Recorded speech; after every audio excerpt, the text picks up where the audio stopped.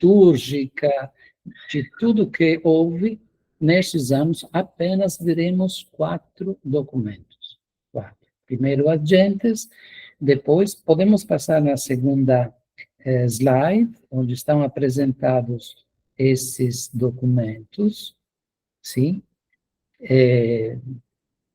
Vamos para a terceira, por gentileza. São apresentados estes documentos que são, primeiro, Ad Gentes, né? O segundo, Evangelii Nuntiandi, o terceiro, Redemptoris Missio, e o quarto, Evangelii Gaudium. Esses 4 documentos, depois vamos ver alguma anotação sobre esses, vamos dizer que são como pedras no caminho, mas não pedra de tropeço, mas pedra de orientação, né? Caminhada aos primeiros, o primeiro passo é Ad Gentes. Depois de uns poucos anos, 2 anos, 3 anos, a primeira reflexão sobre a evangelização, Evangelii Nuntiandi. Depois de 25 anos do Ad Gentes, veio a carta encíclica do Papa João Paulo II, Redemptoris Missio. Depois de 50 anos, menos de 50 anos, 48 anos, veio a Evangelii Gaudium do Papa Francisco. Então, nós iremos ver esse percurso. Vamos voltar, por gentileza, Mateus, na segunda slide que vimos, esta daqui. Nós vamos sair da palavra missio, que quer dizer missão, né? Missão é o quê? Não sei se lembra, da vez passada, que entramos só um pouquinho nesse assunto histórico. Missão era o quê? Era levar a palavra do Evangelho romanizada, quer dizer, vivida com as características da cultura que estava em Roma, levar igualzinha em qualquer lugar do mundo. Esta era a concepção da missão.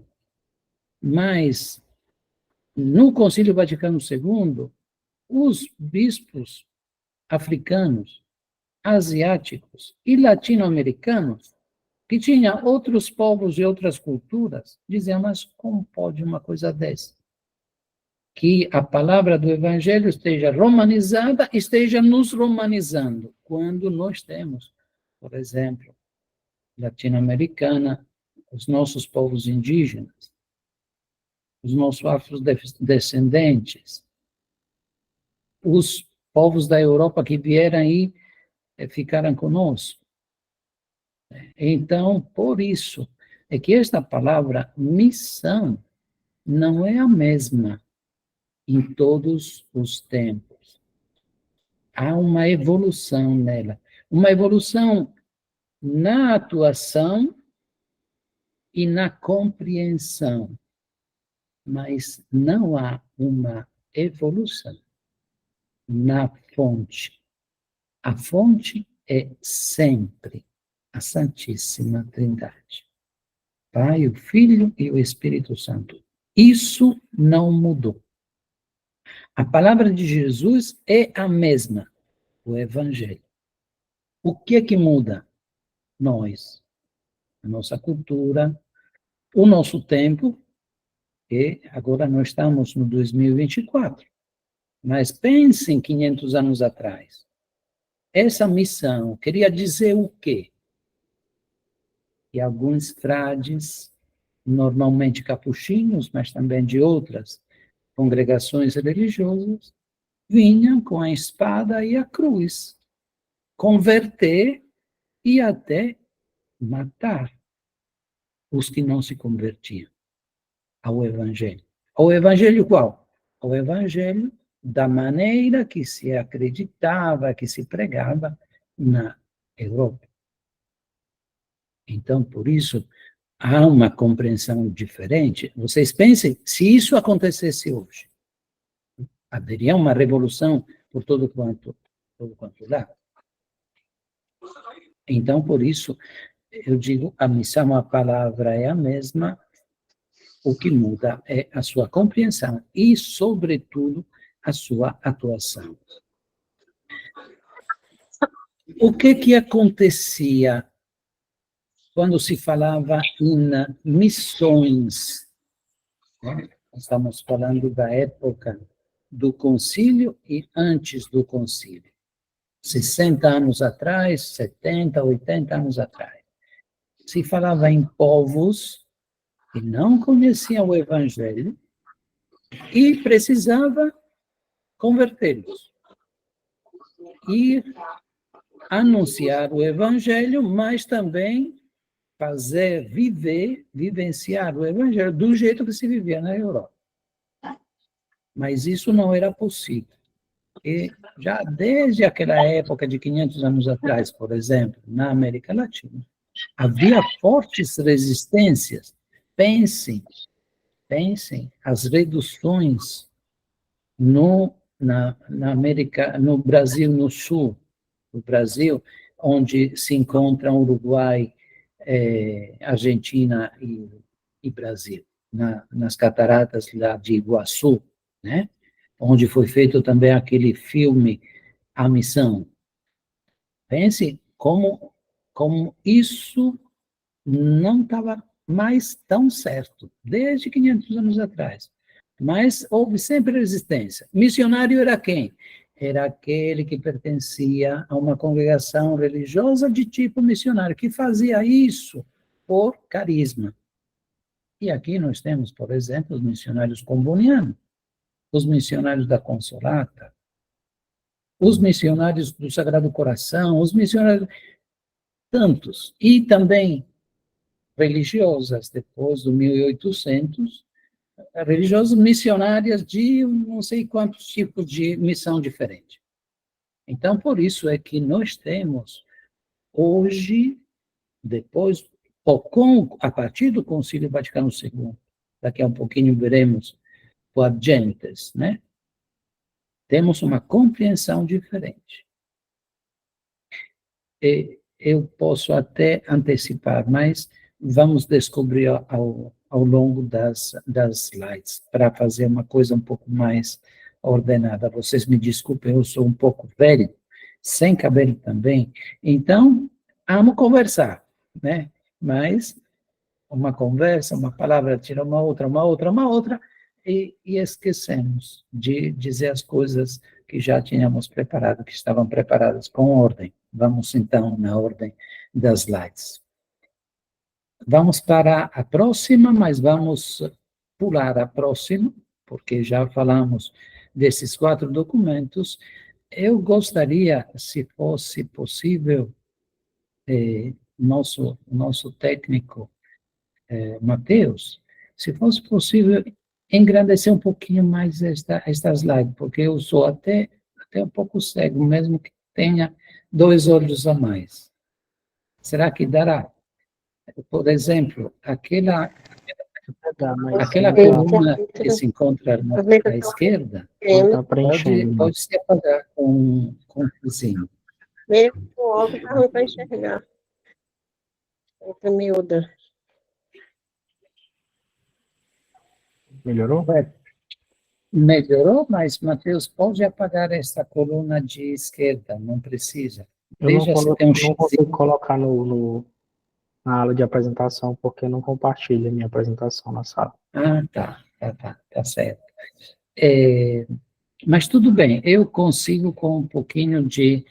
vou me aproximando um pouco ao computador, e aqui está escrito, primeiro está lá em cima o link do decreto Ad Gentes, que vocês já tiveram lá na aula passada. E alguns pontos significativos do decreto Ad Gentes. Então, a origem da missão é a Santíssima Trindade, não é a Igreja. Isso precisa ser claro. Esta frase do Reschietti, que é um xaveriano, me parece uma frase interessante. E diz assim: não é a igreja que tem uma missão, mas é a missão que tem uma igreja. Entendeu? Então, por isso nós temos esta compreensão agora. Nós somos absorvidos pela missão. Não somos apenas anunciadores de uma missão, daqueles que têm uma missão a cumprir. Eu sei que temos, e temos que fazer, né? Mas antes disso, nós somos tomados pela missão. Nós, dentro de nós, somos tomados pela missão. Porque missionário não é aquele que leva alguma novidade para um povo que escuta. Não é só isso, seria, até a televisão faz isso, o celular hoje faz. E faz até melhor do que nós. Mas isso não é missão. Missão é levar o que eu, dentro de mim, fui preso. E esta missão é algo de profundamente íntimo a nós mesmos. Porque esta missão vem de Deus que está dentro de nós. Santo Agostinho falava de Deus íntimo a mim mais do que eu. Mais do que eu. Está ainda mais nas minhas profundezas, nas profundezas da minha vida. Então, aqui não é a igreja que tem uma missão, mas é a missão que, dentro de si, segura uma igreja que anuncia. A razão da missão é participar da vida de Deus. É isso que nos torna anunciadores, daqueles anunciadores que não apenas dizem algo que escutaram, não, mas dizem a própria experiência de vida. E a experiência de vida é o quê? A vida trinitária, que nós recebemos aonde? No batismo. E por isso não é preciso que o cristão, consagrado, leigo, não tem diferença, estão batizados, né? Essa unidade que nos une, né? Não é preciso que nós tenhamos estudos, que nós pertençamos a uma congregação missionária. Não é preciso isso. Porque a nossa missionariedade vem da Santíssima Trindade, recebida em dom no batismo. Desde o primeiro momento do rito do batismo, que é o quê? É o sinal da Santa Cruz. Em nome do Pai, do Filho e do Espírito Santo. Então, esta redescoberta, acredito, porque Santo Agostinho falava tanto nisso, também os outros padres da igreja, o mesmo Jesus, quando diz, ide, todo mundo, batizai, em nome do Pai, do Filho e do Espírito Santo. Então, não tem novidade nisso. Novidade na compreensão. Porque antes você era um missionário, quer dizer, pertencia àquela congregação religiosa, então vai para a missão. E os outros ficam em casa, rezando e dando uma esmola de vez em quando para os missionários. Porque eles teriam que levar a civilização, né? Pense um pouco como era a situação. Levar a civilização para povos que não sabiam, para povos que não entendiam, para povos que não tinham. Então, precisava de muito dinheiro para ajudar os missionários para fazer. Claro que precisa contribuir, mas esta não é a alma da missão, o dinheiro. A alma da missão é a Santíssima Trindade. E hoje podemos dizer a nossa compreensão do nosso batismo. Porque é pelo batismo que somos missionários, não por pertencer a uma congregação religiosa. Isso foi devastante na compreensão dos bispos do concílio, mas também na compreensão dos leigos, quando leram no decreto ad gentes, ou ainda antes, na Lumen Gentium, que todos éramos e somos missionários pelo batismo. Mas tudo bem, os âmbitos são as mais variadas situações, e aqui nós precisamos familiarizar com uma expressão importante, eu acredito importante, que também abriu a mente e o coração de muitos naquela época e hoje também. Acredito que alguns entre vocês que estão escutando, estão participando desta aula, vão ficar um pouco admirados de como a igreja, desde antigamente, né, tinha esta concepção. Então, o que é que eu quero dizer? Um missionário, mesmo naquela época, frequentemente escrevia aos seus superiores, né? Dava um relatório de como estava indo, como não estava indo, mesmo que não tivesse o Zap, né? Mas era papel e caneta e enviado por alguém que estava de navio, voltando, não sei de onde, da África, da Ásia, da América Latina, para as terras europeias. Então, levava uma carta. E muitos diziam, eu vim aqui para levar e anunciar Jesus, mas ele já estava aqui me esperando. Pense um pouquinho, pense esta coisa. Quer dizer, Jesus, seu Espírito, já tinha trabalhado com aqueles povos que nunca conheceram, porque ninguém tinha anunciado. Mas ele já estava lá, já estava trabalhando, porque ele é um missionário. Então, a sua tarefa é essa, de ser missionário do Pai. E ele que plantava as sementes, assim se chamava, as sementes do verbo, quer dizer, aquelas pouquinhas coisas que são o quê? O amor de Deus para todos nós, a misericórdia, a alegria, como o Papa Francisco diz, a alegria do Evangelho.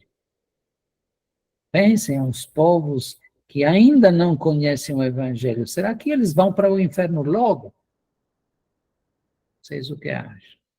Gostaria de colocar primeiro uma pergunta a vocês.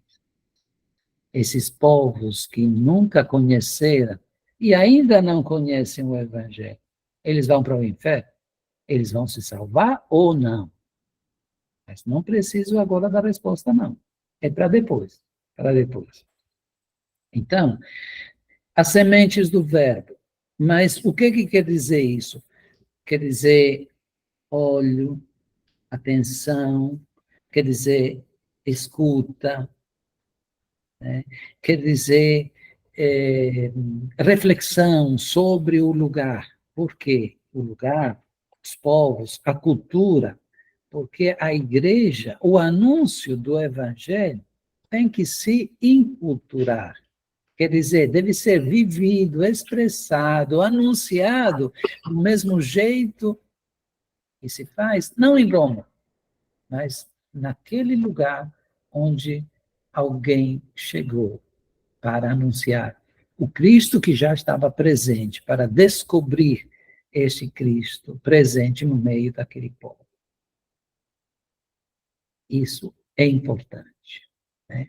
E esta foi uma descoberta, ou vamos dizer, foi colocada por escrito no decreto ad gentes, falando de quê? De inculturação do Evangelho. Se começou a falar de inculturação do Evangelho. De maneira que, mesmo, aqui podemos fazer uma crítica, claro, isso ajuda, uma crítica construtiva, não destrói nada, porque já foi. está na história, né?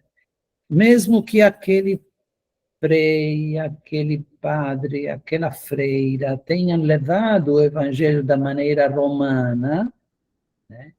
Mesmo assim, depois de estar com o povo, de compartilhar a vida daquele povo, se questionaram: esse é o jeito certo de anunciar o evangelho? Da maneira em que os nossos povos da Europa sabem e entendem? Eles foram os primeiros que questionaram. E os bispos se fizeram daqueles que anunciadores desta questão. É por isso que foram os bispos da África, sobretudo, da América Latina, que quiseram, de uma maneira forte mesmo, quiseram que fosse um decreto, não apenas Se der para 13, encerrar amanhã, dá. Eu fico lá, 13, se não der, eu durmo. 13 Eu não aguento essa viajada, não. sessões assim, de Pois é. de slogan, né, lemas sobre a missão, sobre a missionariedade. Não, um decreto. E esse decreto está aqui. Vamos para a próxima slide e encontraremos, além desses pontos significativos, a estrutura do decreto Agentes. Obviamente, aqui seria um pouco longo e também um pouco chato, vamos utilizar as palavras certas, um pouco chato ficar examinando um por um os capítulos, que são 5 capítulos, né? Aqui nós temos, por exemplo, temos um proêmio, que é uma introdução, primeiro ponto, e depois temos o capítulo primeiro, que são princípios doutrinais. Capítulo 2, a obra missionária em si mesma, com 3 artigos, e depois, na slide depois, vamos ver o que nós temos. Temos o capítulo 3, com certeza. Mateus, obrigado. As igrejas particulares. Capítulo 4, os missionários. 5, a organização da atividade missionária. E 6, a cooperação também com aqueles que estão lá dentro, como religiões, como culturas, como filosofias e tudo, dentro do lugar onde se desenvolve esse anúncio missionário, sobretudo a povos que ainda não conhecem o Evangelho, ou conhecem, mas não é todo o povo, é só uma parte deste povo. Vocês veem essa evolução nesses capítulos, né? Nesses 6 capítulos. Só na parte final se fala da atividade missionária, ou da atividade dos missionários.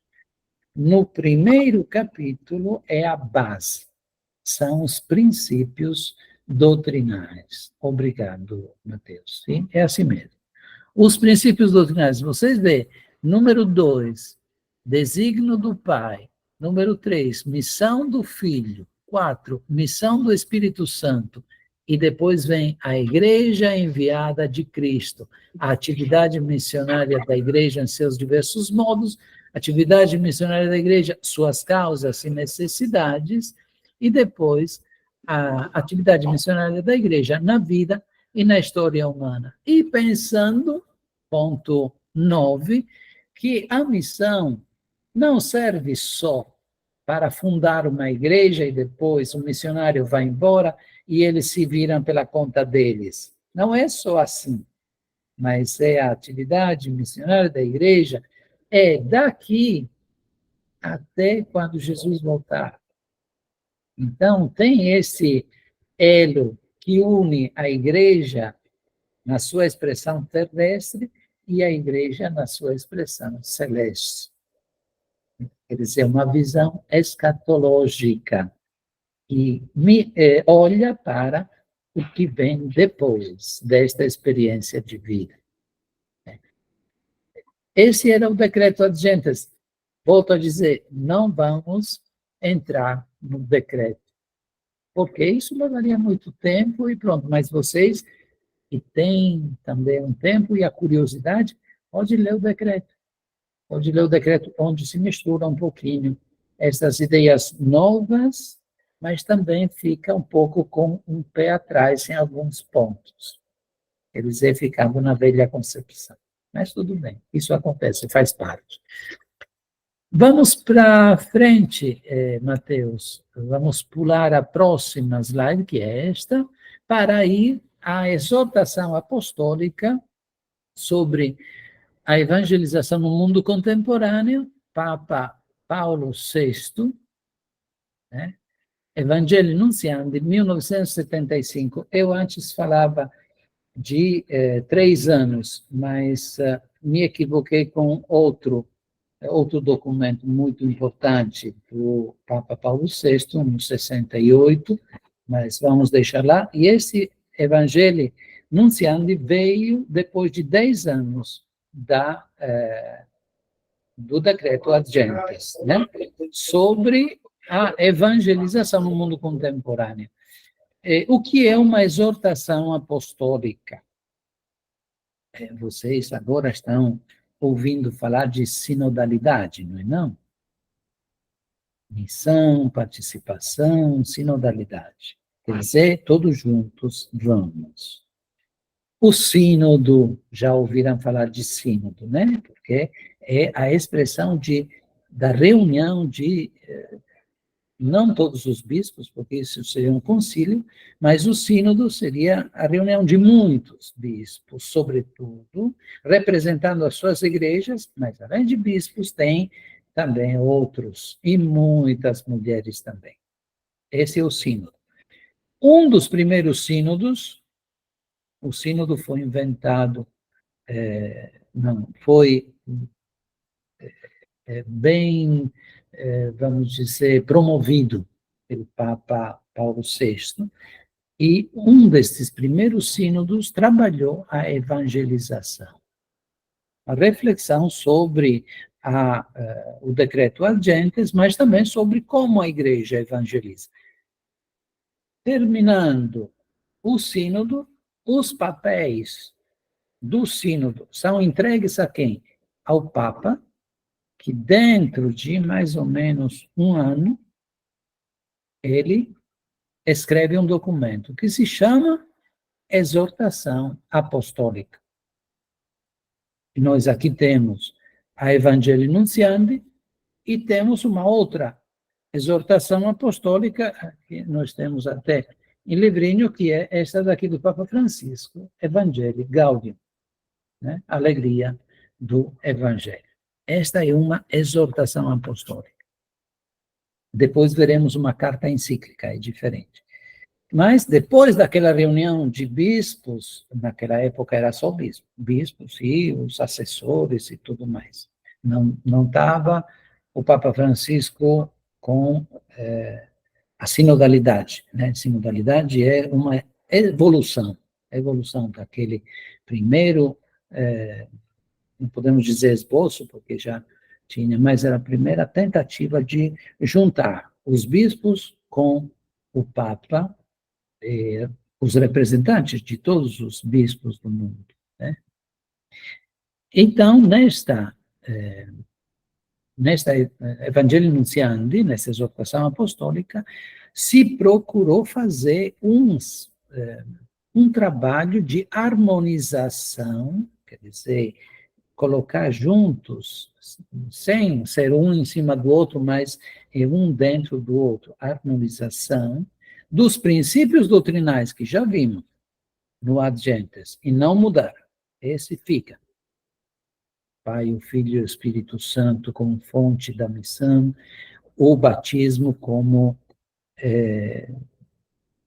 origem da missionariedade do cristão.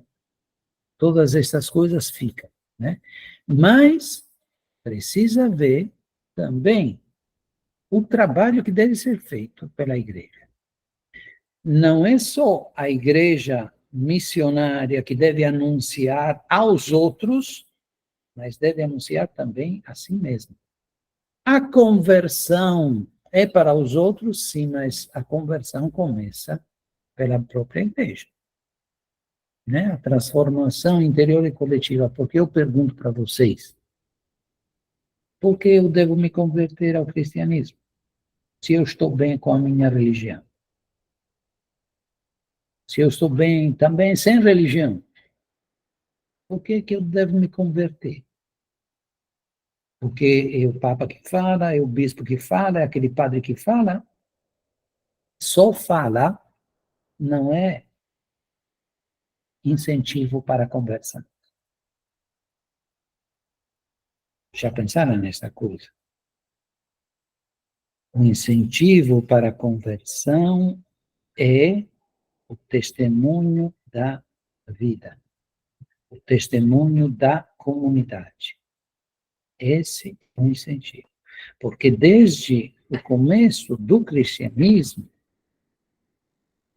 o que atraía os pagãos, os hebreus também, para entrar no catecumenato, né, o batismo?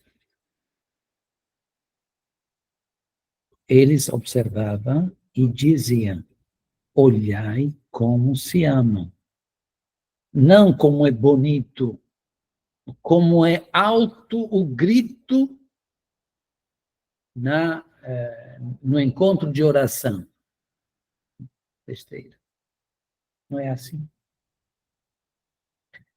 A conversão vem para a comunidade cristã e os frutos da conversão são testemunho para os outros. A igreja cresce não por proselitismo, mas por atração. Por proselitismo, não funcionou mais. Depois da Revolução das Colônias, até o Brasil, né, vocês se livraram em 1888 da escravidão, mas também depois se livraram da colonização portuguesa. Por quê? Porque quiseram se emancipar. Esse é o progresso. Esse é o progresso da história. Mas não foi só o Brasil. E também, na África, não tem ex-colônias portuguesas que falam português. Angola, por exemplo, São Tomé e Príncipe, a Guiné-Bissau, não é? Até no fundo lá da Ásia, perto das Filipinas, do Japão, não tem uma ilhazinha que se chama Macau. E essa não fala português? Também era uma colônia portuguesa. Então, foi uma emancipação de tudo isso. As colônias francesas, alguma outra inglesa, italianas, né? Na África, sobretudo. Mandando embora os colonizadores, o perigo era de mandar embora também os evangelizadores, os missionários. Porque eles eram fruto da ocupação dos colonizadores. Vão me dizer que não. Espanha e Portugal. Toda a América Latina. Toda a América Latina. E toda a América Latina era Índia, e toda a América Latina se tornou cristã. E até brigaram os cristãos, desde o começo. Porque quem chegava primeiro, se era, por exemplo, católico, cercava tudo ao seu redor, porque lá não deveria entrar o protestante. Se chegava o protestante, cercava tudo ao seu redor, porque lá não deveria pisar o católico. E ainda hoje nós temos alguns, desculpe, eu vou dizer em português, alguns doidos, que ainda pensam nisso. Esta não é missão. Esta é colonização com propriedade privada. Onde é que está a enculturação do evangelho?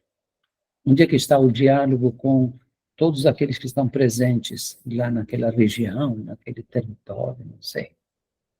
Onde é que está o respeito para a religião dos outros? Até para a religião índia, quer dizer, uma religião natural, humana, que vem de dentro, da mesma forma como vem de dentro o batismo do cristão. Então, nós temos estas realidades que já a Evangelii Nuntiandi já levava em conta. E era sério, porque antes, e ainda naquela época, 1975, ainda tinha aquela concepção que quem era cristão era batizado, mas a missão não era um problema dele, era um problema dos frades, das freiras e tudo que iam para a missão.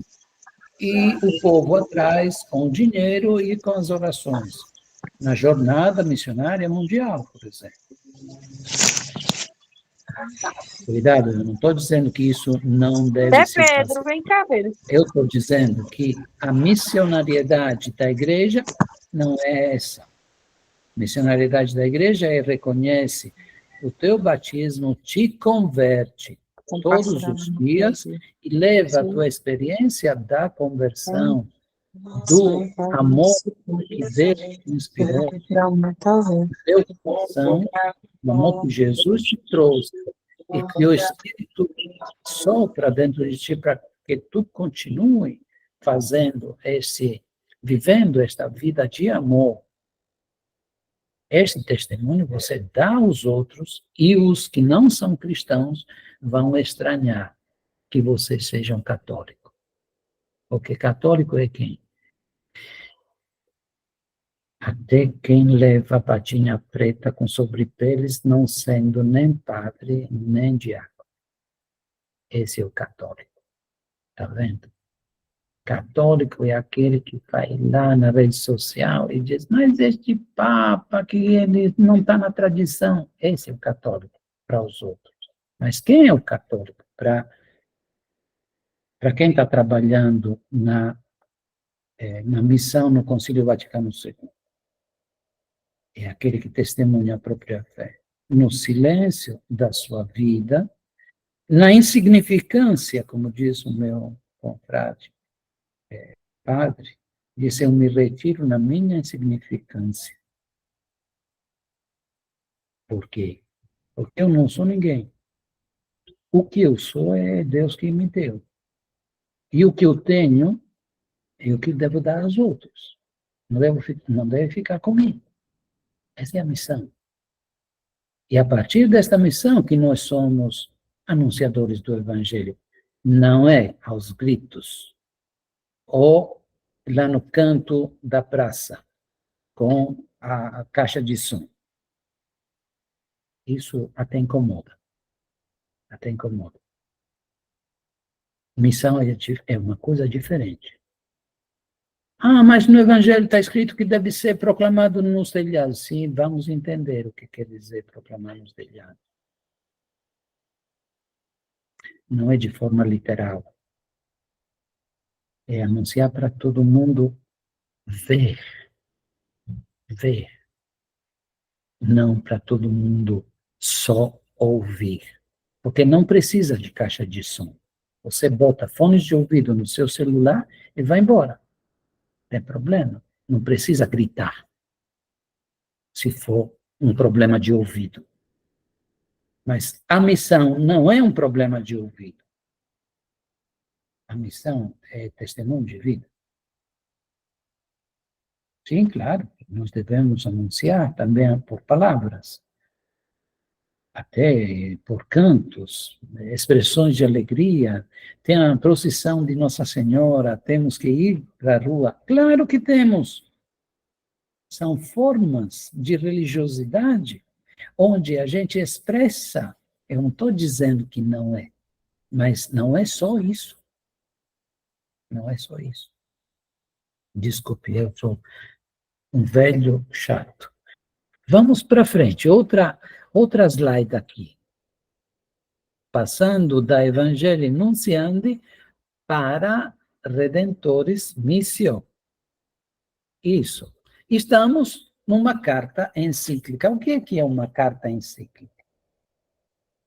Eu posso dizer, brincando, né, que o Papa, de vez em quando, toma a sua caneta e escreve uma carta. Agora, estas cartas aqui são de 100 páginas, 120 páginas, 200 páginas, e não é o Papa, tadinho, que ele tem outra coisa para fazer também. Mas a ideia é dele, ou ele que aprova esta ideia, depois junta alguns de sua confiança, né, máxima, dizendo para eles, eu quero que vocês me ajudem a fazer esse documento. Okay? E esta carta é encíclica no sentido que é para todos, sem distinção. Sem distinção. Porque tem cartas que são particulares, só para os bispos, por exemplo, ou só para aqueles que moram naquela região, né, ou naquele estado, ou naquele continente, e pronto. Agora, nós temos a Redentores Missio, que é uma carta encíclica, onde o Papa João Paulo II coloca uma questão.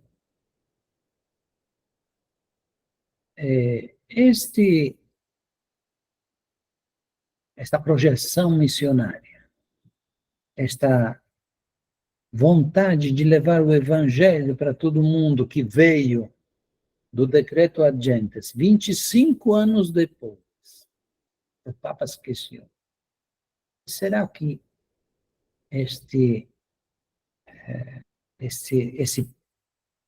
esta vontade de missão, será que está indo bem ou já um pouquinho enfraqueceu? Esse foi um questionamento muito, muito provocante. Por quê? É porque a missão antes era missão aos povos que não conhecem o Evangelho.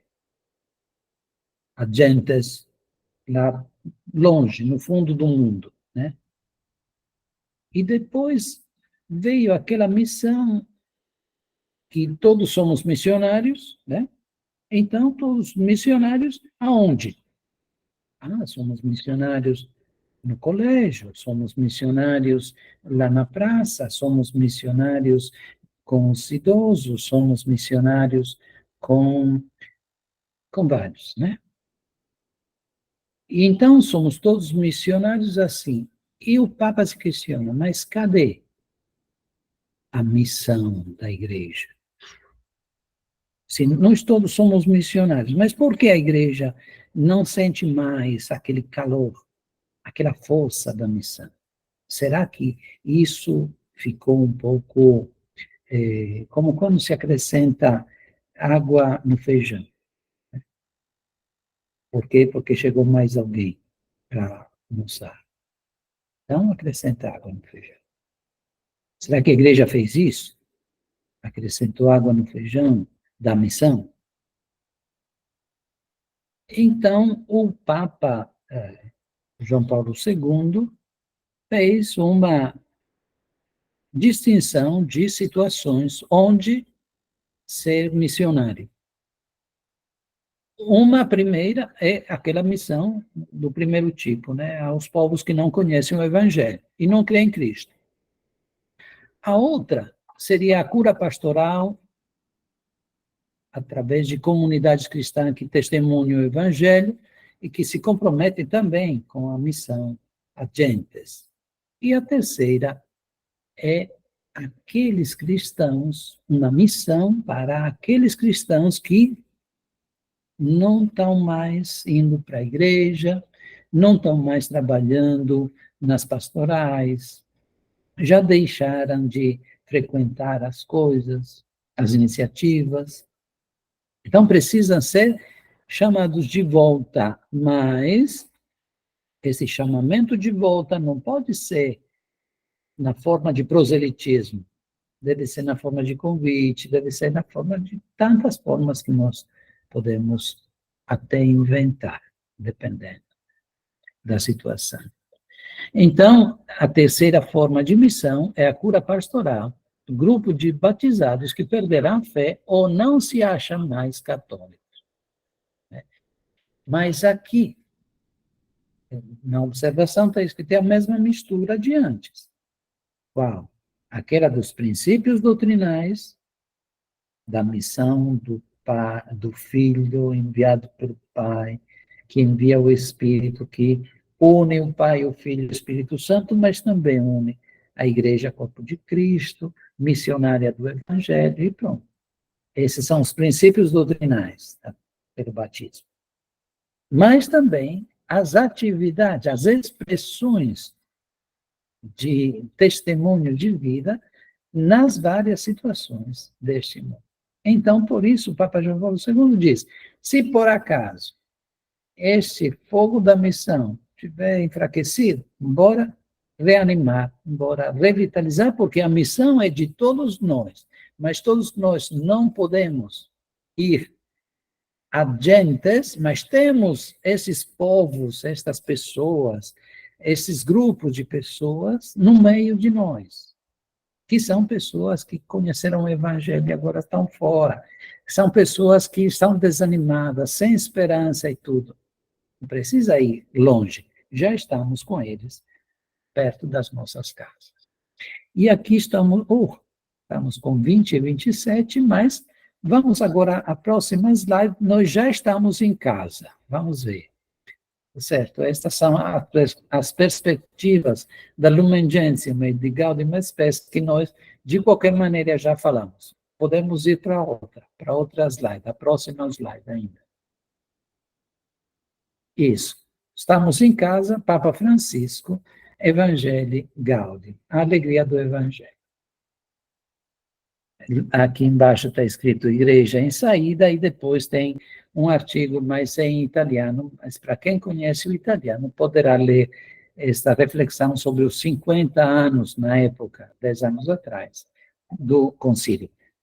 Vamos pular esta slide, e aqui nós encontramos o Papa Francisco, que anuncia hoje a retomada, podemos dizer, conciliar da missão através daquela imagem que já foi dita antes, da igreja em saída.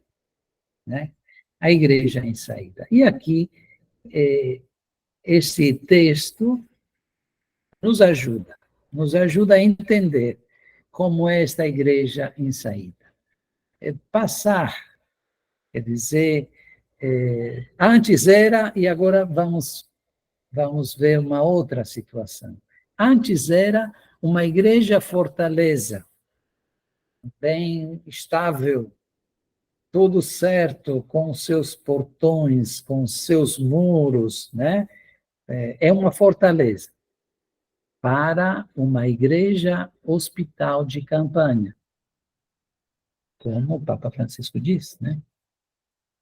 Então, passar de uma igreja que não fala com o mundo a uma igreja que está dentro do mundo, porque deve conversar, deve testemunhar, deve dizer, não deve converter, porque se não se converte você vai ao inferno, assim como eu escutei lá em Santo Inês outro dia.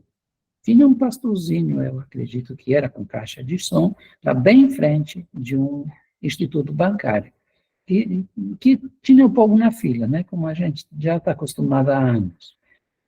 E ele lá, horas, batendo na mesma tecla. Se você não ficar atento se você não tomar agora esta oportunidade que o Senhor lhe oferece, amanhã talvez vai ser, amanhã já são 5 dias, 6 dias, ainda esta manhã não. E também, olha o Rio Grande do Sul, que aconteceu, esse é Deus que mandou. Nós queremos ser deste jeito? Esta é a igreja em saída. Me parece que este tipo de evangelização, não sei, eu tenho dificuldades a entender esta evangelização. Eu tenho dificuldade, mas eu também sou velho e chato, então não tem problema não. Vocês é que resolvem.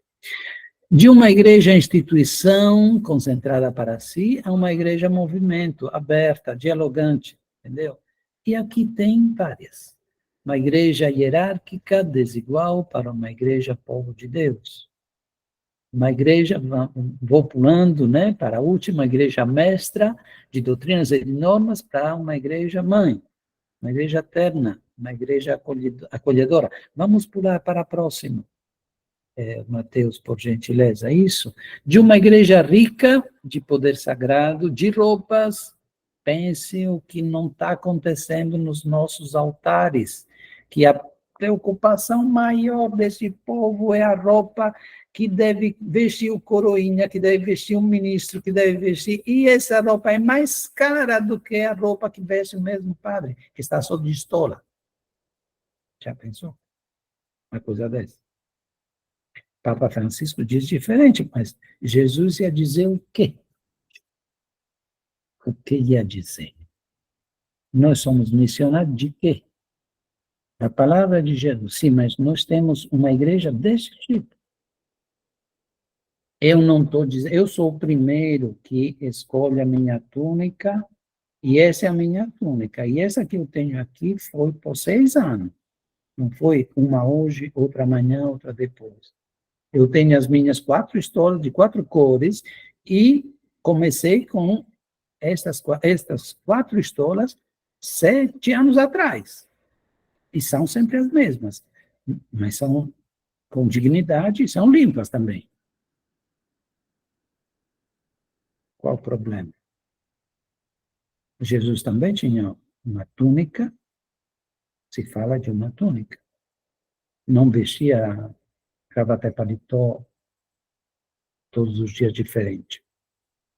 Eu não estou fazendo uma coisa de vestidos, né?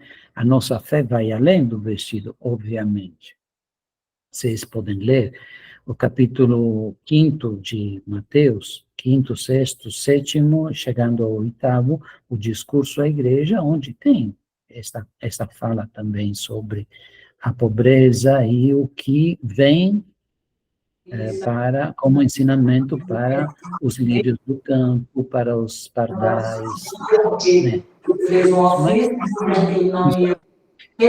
Para uma igreja disciplina, para de ordem e rigor segundo os escribas e fariseus, para uma igreja misericórdia, de uma igreja triste a uma igreja alegre, de uma igreja sem mundo, que não deixou o mundo nascer, né, na igreja, a uma igreja que está dentro do mundo, dentro das realidades humanas que estamos nós vivendo hoje também, porque nós somos humanos e também divinos pelo batismo, mas estamos caminhando dentro desta nossa terra.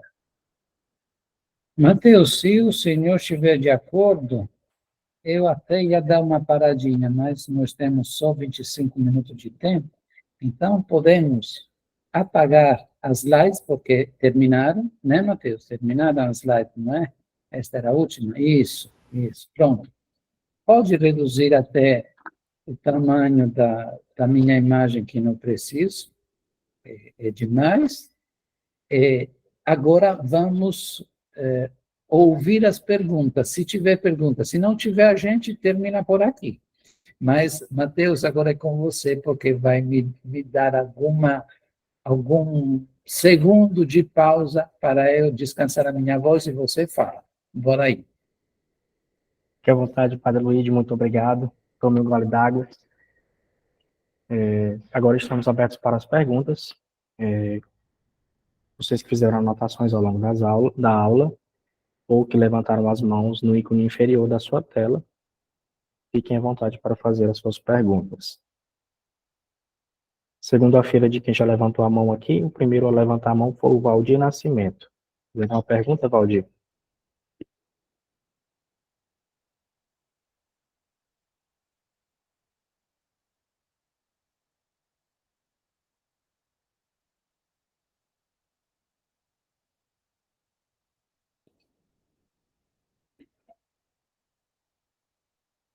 Maria Nazaré,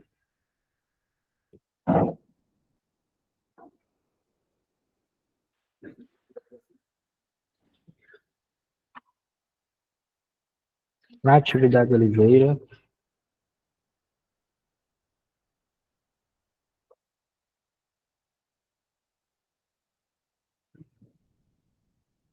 Roselene Rodrigues,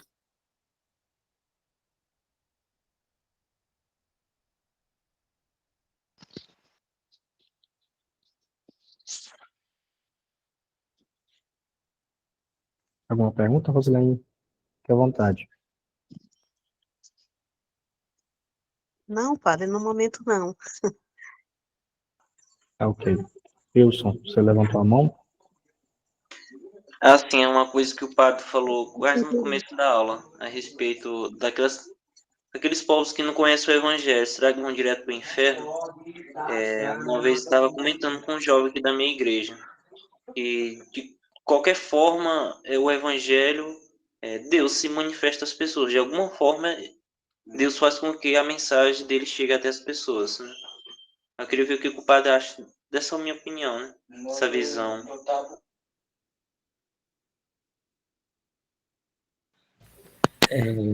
Peço a Mateus se eu posso responder logo a primeira pergunta ou se vamos esperar mais alguma pergunta. Mateus? Fique à vontade, porque tem... Certo, então eu já tenho a resposta para Wilson, então por isso não vou perder essa lucidez que eu tenho agora, né, Wilson? Então, Deus, como estava dizendo antes,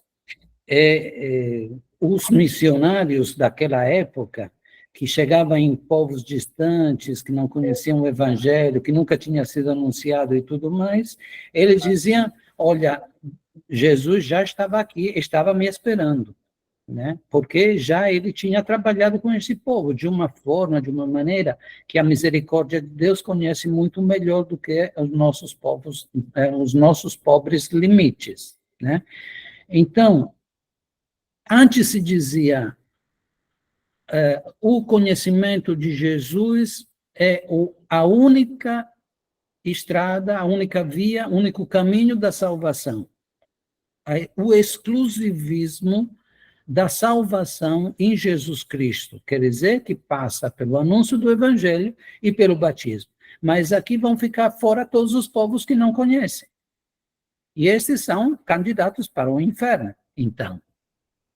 Então diz, mas não pode ser assim. Se mudou. Agora, para nós cristãos, o caminho da salvação é o conhecimento de Cristo e é o anúncio do Evangelho de Cristo, a nossa missão. Com certeza. E depois, deixamos a misericórdia de Deus resolver os seus problemas. Não é competência nossa dizer que esse vai para o inferno e esse vai para o céu. Nós não somos também nem pastorzinhos da igreja evangélica, que eles já sabem quem vai se salvar, quem não vai se salvar, e se paga mais, até vai estar dentro de uma cadeira dessas aqui, que a gente fica até relaxado, né? Se paga mais. E paga o seu lugar no céu. Isso, acredito que não tá no Evangelho. Porém, tem alguém que diz assim, agora, nós não somos, nós vamos deixar a misericórdia de Deus resolver o nosso problema, porque nós somos pecadores. E também resolver os problemas daqueles que não conhecem a Jesus e o Evangelho. Wilson, dei conta da sua pergunta ou ainda fraca a resposta? Sim, padre, obrigado. Muito bem. Padre Luiz, se o senhor me permite, tem até uma pequena fundamentação, já que o senhor falou sobre o documento Lumen Gentium, né?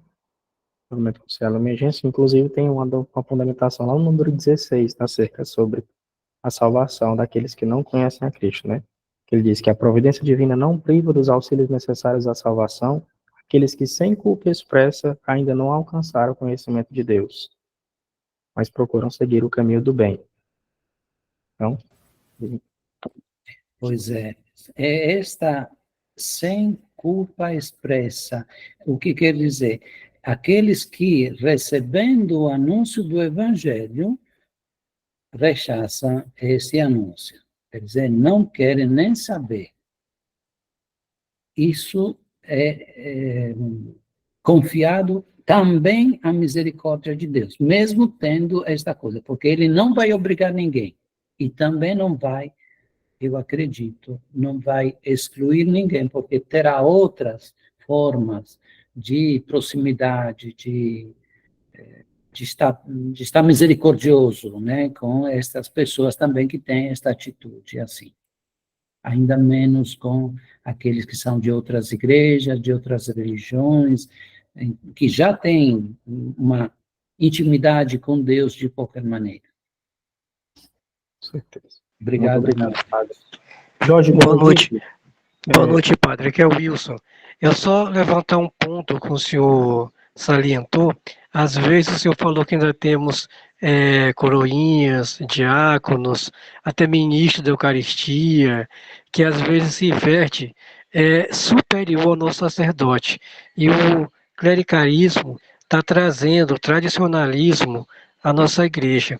E isso às vezes complica o papel do padre, do frei, porque às vezes temos um sacerdote tão humilde que vem falar e viver esse papel que o senhor tanto salientou hoje, e às vezes temos ali pessoas que se colocam a vestimenta superior ao nosso sacerdote e se colocam às vezes acima do nosso pároco. E às vezes é uma forma difícil da gente trabalhar, mas com a humildade, com a simplicidade da sua fala hoje, nos trouxe aí uma esperança de trazer essa forma humilde, simples, às nossas comunidades. Eu sou curto e grosso, Wilson, e peço desculpas a vocês se estou escandalizando alguém lá dentro. Porém, esta é a minha experiência. Essas são coisas que eu vejo com os meus olhos, escuto com os meus ouvidos, e como uma pedra no sapato eu não suporto. Então, eu tiro a pedra do sapato, não vou ficar assim fazendo esta penitência, eu não sou santo. Então, pronto. Muito obrigado, Wilson, pela sua contribuição. Seguindo a fila, as mãos levantadas, Jorge Benedito, alguma pergunta? Boa noite. Eu só gostaria de dizer para o padre, eu gostei muito das aulas, foi muito boa, muito proveitoso.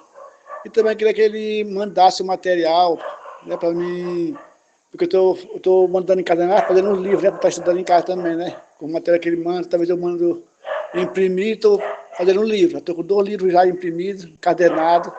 Então, todas as aulas que ele mandar para o material, tá bom? Boa noite, só isso. Acredito, Jorge Benedito, obrigado pela sua gentileza, né? E também por acompanhar estas aulas e até encadernar. Mas agora não é só encadernar, é também ler, Jorge Benedito, tá vendo? Não é só encadernar, né?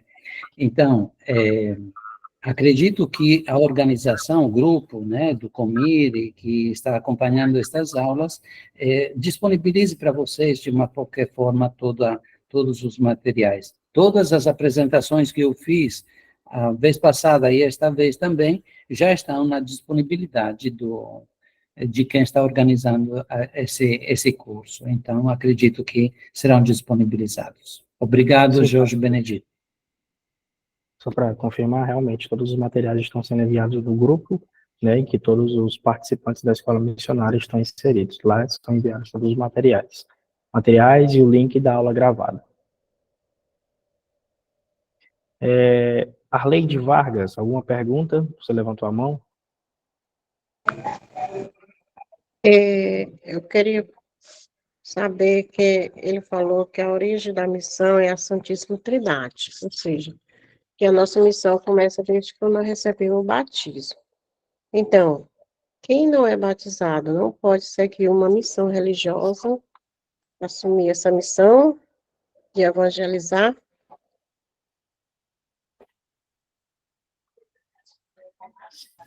Boa pergunta. Agora, evangelizar como cristãos batizados é evangelizar fundamentado na palavra do Evangelho, né? O mesmo verbo evangelizar é no Evangelho. Agora, os que não creem em Cristo, os que nunca ouviram a palavra do Evangelho, eles não podem, porque não têm, evangelizar como o cristão tem essa possibilidade, porque conhece o Evangelho, né? Mas, de qualquer maneira, Deus inspirou neles a semente do bem, a semente da caridade, a semente da fraternidade, que são valores, sementes que todo mundo humano, né, sem ser cristão, mas todo mundo humano tem. Agora, estas manifestações da bondade divina, que nós chamamos Jesus Cristo e fundamentamos no Evangelho, de qualquer maneira, os povos que não conhecem o Evangelho, às vezes, muitas vezes, nos evangelizam, sem conhecer o Evangelho, porque eles têm o testemunho de vida, que é uma vida, entre aspas, natural, o que tem de melhor no seu espírito, no seu interior. Então, você vê, por exemplo, algumas reportagens de povos indígenas, de povos de não sei aonde, que fazem algo de ótimo, algo de maravilhoso, e você diz, só lhe falta ser cristão. Não diga isso, porque eles já são, quer dizer, não têm o batismo, mas vivem como se tivessem, sem conhecer, como se conhecessem o Evangelho. Então, Preta, esta é a minha insignificante opinião. Eu agora me recolho na minha insignificância, como dizia o meu colega. Certo. E outra, desde quando surgiu os protestantes? Esse é para Mateus, não é para mim, porque Mateus é da organização. Então, faça um curso sobre o protestantismo, quando nasceu e tudo, porque seria um curso, não daria para dizer tudo. Mas, Preta, só mesmo umas pequenas luzes.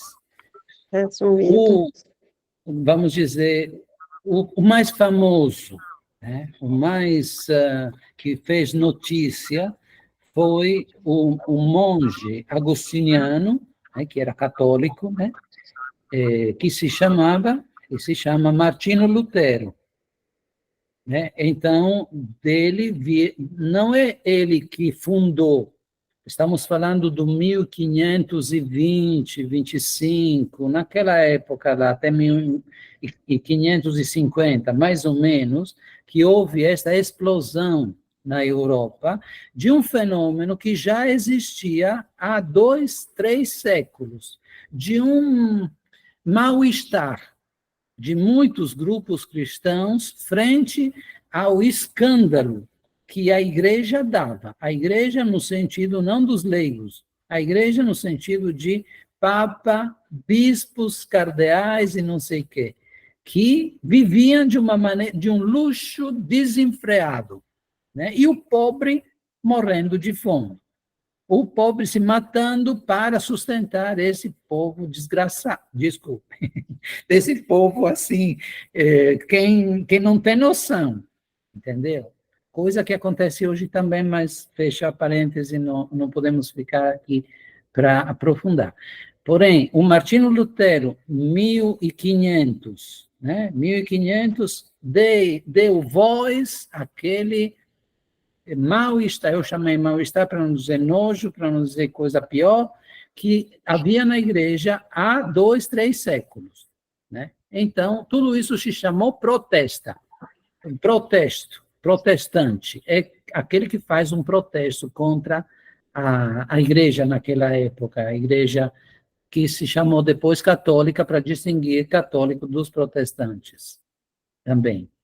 Preta, mas o discurso seria longo, e precisaria fazer verdadeiramente um curso, porque são várias expressões, e além disso, só para finalizar, Mateus, me deu só uma licencinha, Para finalizar, hoje nós temos os evangélicos, mas os evangélicos estão da raiz protestante, mas são muito longe a respeito do Martinho Lutero, que era, eu não vou dizer uma heresia, era até santo. Em algumas coisas dizia a verdade verdadeiramente. Mas os evangélicos de hoje, que começaram a sugar, né, o sangue do Martinho Lutero, do protestantismo, hoje levaram o protestantismo ao que nós estamos vendo, que não sei, mas é longe o testemunho dos evangélicos, do testemunho dos protestantes de Martinho Lutero, dos luteranos, assim se chama, né? Mas tudo bem. Mateus. Girlene Farias Ramos, alguma pergunta?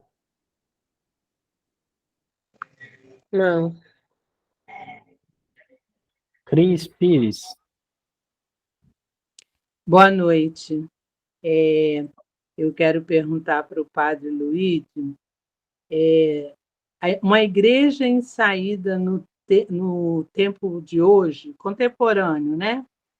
É uma coisa muito difícil você evangelizar. Eu estou dizendo isso porque agora com essa tragédia aí no Rio Grande do Sul, eu recebi um vídeo de uma amiga católica, de um padre, numa missa lá no Mato Grosso do Sul, ele é gaúcho, e falando umas bobagens. Desculpa, tá, padre? Me perdoe. Falando que o que aconteceu no Rio Grande do Sul foi porque os gaúchos estão deixando a Igreja Católica para ser espíritas.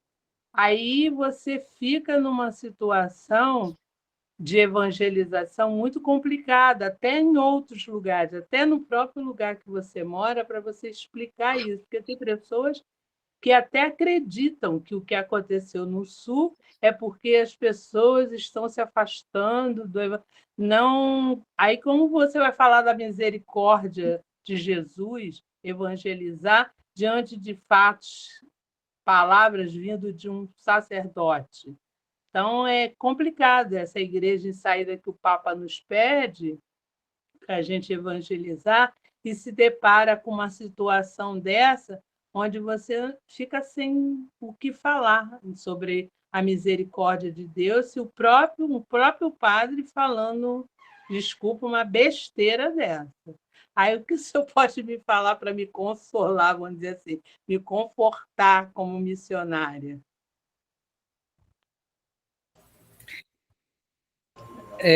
A consolação só mesmo com Nossa Senhora do Consolo, né? Só ela que pode consolar, porque são verdadeiramente interpretações do que acontece que são muito fracas, que existiam, se a senhora Cris, a senhora lê a Bíblia com certeza, e vê que um jeito de interpretar algumas tragédias lá no povo de Israel era porque o povo não obedecia, então acontecia que aquele povo, outro povo vinha para lá, destruía tudo, então o povo gritava a Deus, e de novo Deus se compadecia, então retomava tudo bem, até a próxima vez que o povo não obedecia mais aos profetas, mas a isso, então vinha um outro povo que invadia, destruía, e pronto, e o povo clamava de novo a Deus, e Deus se compadecia, e pronto.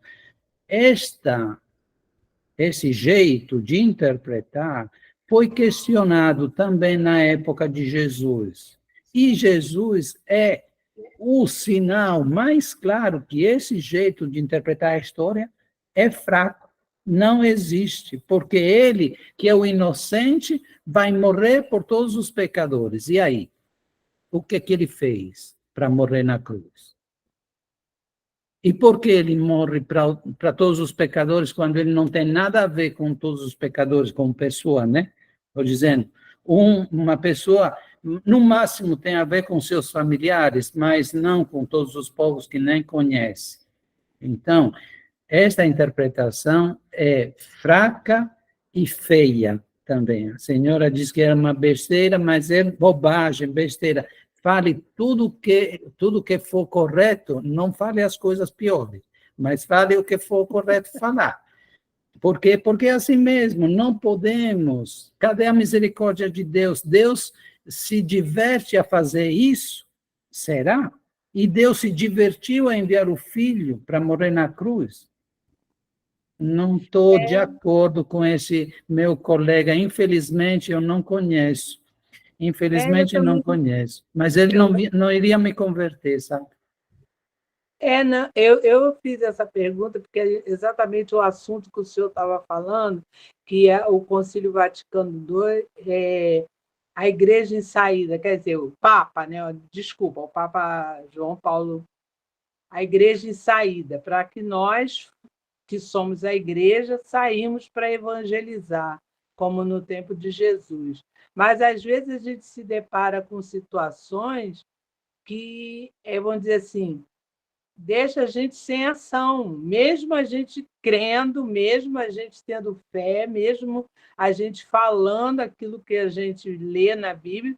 Aí, nessas situações como atualmente acontece isso, tem pessoas que falam, não, o padre é que está certo, o que ele está falando é que está certo, o que você falou que você é uma leiga, vamos dizer assim, você não sabe nada. É por isso mesmo. Então a gente fica meio com as pernas quebradas, a mão, o coração, diante de ter que conversar com pessoas diante dessa tragédia ou de outras, né, que acontece, e uma pessoa de dentro da igreja fala uma coisa dessa e aí te quebra, porque aí quando você vai tentar explicar, mas o padre falou, ele deve saber mais do que você, tipo assim, entendeu?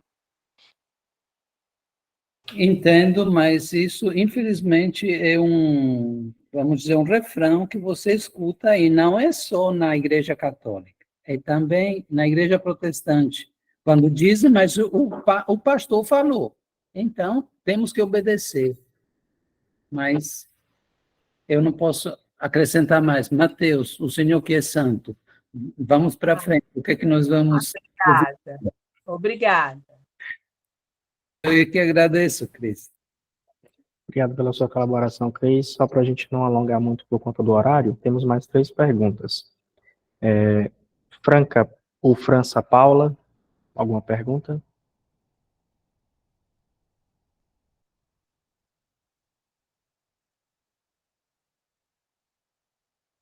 Uma manifestação. Raimunda Creuza, que levantou a mão. Sim, eu gostaria de perguntar ao padre quando no documento Alegria do Evangelho o Papa o Papa Francisco faz as observações em relação às vestes, né, luxuosas nos altares de coroinhas e etc., né? E esse documento já foi escrito, se não me engano, desde 2013, né? Isso, 2014, por aí assim, né?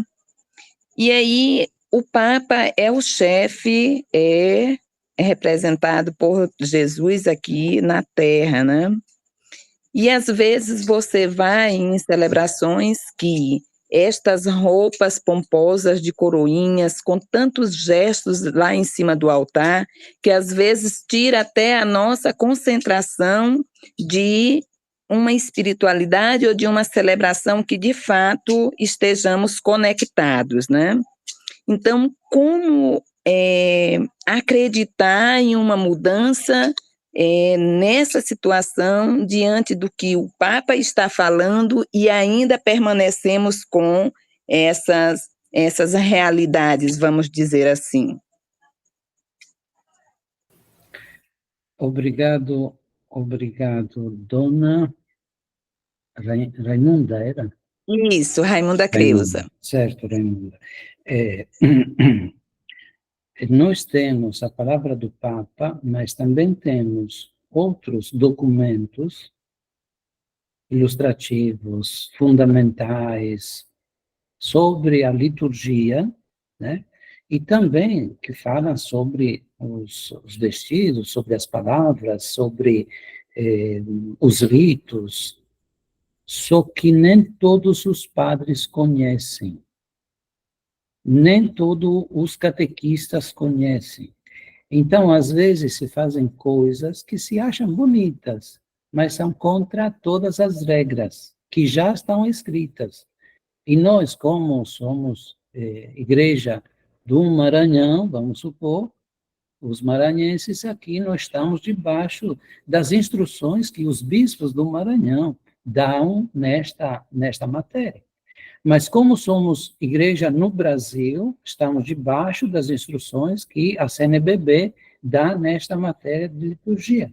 Mas como somos a igreja católica, espalhada por todo o mundo, estamos debaixo de todas as instruções que a Congregação para o Culto Divino dá. Então, esses assuntos já foram tratados, já foram até resolvidos, e ainda tem pessoas, infelizmente, na igreja, que não sabem de tudo, obviamente, mas também não sabem dessas coisas. Que justamente Raimunda Creuza disse, eu perco a concentração. Mas eu poderia dizer, sem ofender ninguém, eu perco até a fé. Mas só que eu tenho uma boa reserva de fé, então não corro esse risco. Porém, além das brincadeiras, são coisas para pensar mesmo. Para pensar, mas também precisa fundamentar.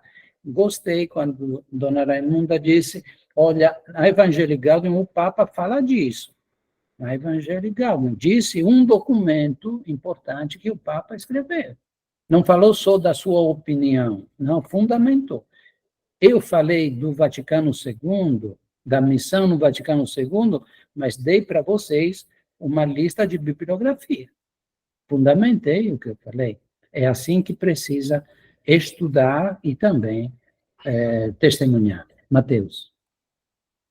Obrigado, Dona Raimunda. Obrigada, padre. A nossa última pergunta, das mãos levantadas, Ana Elizabeth. Então, não é propriamente uma pergunta, eu vou fazer uma colocação diante do que a colega falou aí a respeito do vídeo que o padre lá, referente à situação do Rio Grande do Sul.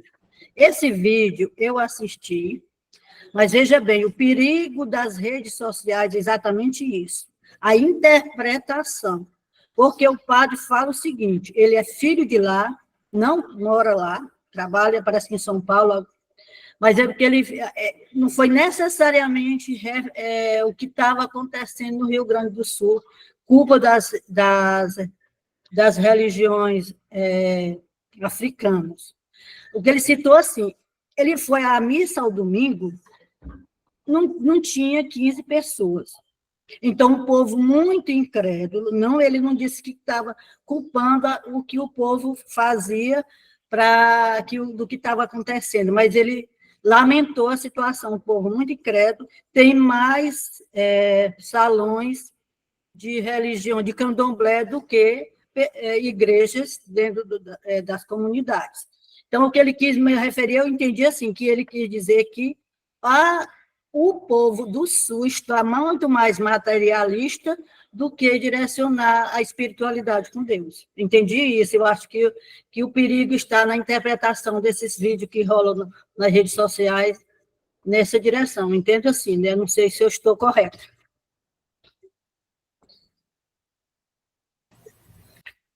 Eu não posso dizer, porque não conheço o vídeo, eu não conheço o padre, porém, é verdade o que Dona Ana Elizabeth fala da interpretação.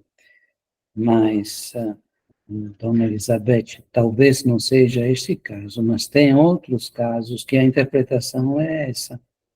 A interpretação é aquela que é evidente, que fala assim tão claramente.